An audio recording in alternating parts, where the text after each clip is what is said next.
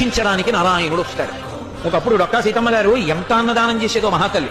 ఓ బ్రాహ్మణుడు వచ్చాడు, కూర్చోబెట్టి అన్నం పెడుతోంది. ఆయన అన్నాడు, నాకు పెళ్ళవలేదు, ఇన్నాళ్లకు పెళ్లి కూతురు ఒప్పుకుంది చేసుకుంటానని, కానీ బంగారు ఆభరణం ఏదైనా పెట్టమంది, ఏదైనా ఆభరణం ఇస్తే అన్నం తింటా, లేకపోతే తిన్నాను. అప్పటికే అన్నదానానికి ఆవిడ ఒంటి మీద నగలన్నీ విడిపోయి ఒక్క కంటి ఉంది. ఆవిడ భర్త వంక చూసి కంటి ఇచ్చేస్తానంది. ఆయన పక్కకి రమ్మనన్నాడు, అన్నీ అయిపోయాయే, ఆ కంటి ఒకటే ఉంది.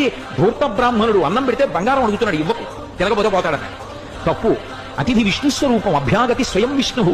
కాబట్టి ఆయనకి అన్నం పెట్టినప్పుడు బంగారం ఇచ్చేస్తాను. ఏమవుతుంది, పెళ్లి చేసుకుంటాడు, మంచిదేగా. కంటి ఒంటి మీద ఉంటే ఏమవుతుంది, శాశ్వతమా? పుణ్యం శాశ్వతం, ఇస్తానంది, నీ ఇష్టం. కంటి తీసిచ్చింది.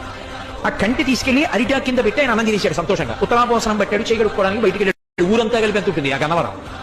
కాబట్టి ఆ బంగారు కంటి కనపడింది ఆకెత్తుతుంటే సీతమ్మ గారికి. అయ్యో వెర్రి బ్రాహ్మణుడు కంటి మరిచిపోయాడని పరిగెత్తుకెళ్ళారు, పిలుద్దామని.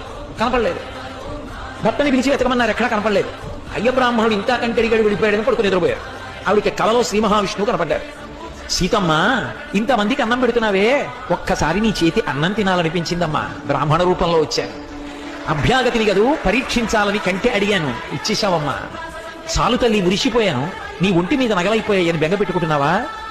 ఇంతకింత బంగారం నేను ఇస్తాలే అమ్మా అని ఆవిడ లేచి భర్తకి చెప్పింది కళ. ఎప్పుడు దున్నే పొలమే. ఆయన పొలానికి వెళ్ళారు.